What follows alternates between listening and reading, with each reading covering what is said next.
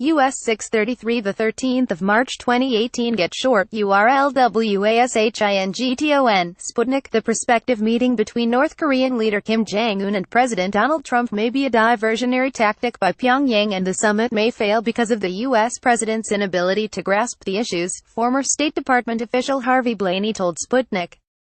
Trump last week accepted the invitation to meet with Kim by the end of May following months of heightened tensions and exchanges of frequent military threats between the two leaders.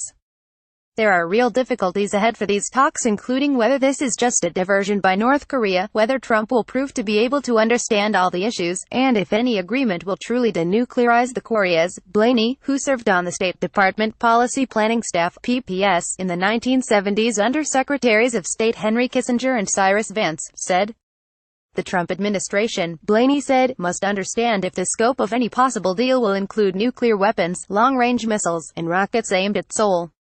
The White House must also determine the verification process and if a UN Security Council enforced ban on shipments of military materials, nuclear weapons, and missile-related goods should be put in place," he added.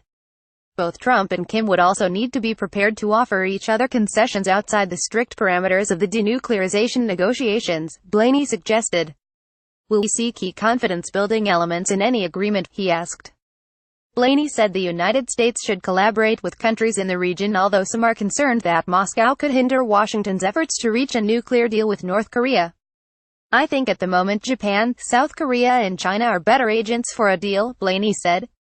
Given the aggressive stance of Russian President Vladimir Putin towards the U.S., Russia would not likely be seen in America as a constructive partner. Russia, however, has a real interest in not having a nuclear war on its borders, he added.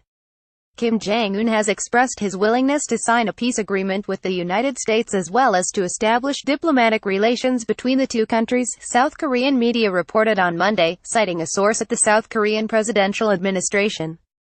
Last week, Russian Foreign Minister Sergei Lavrov said Russia welcomed the meeting between Trump and Kim.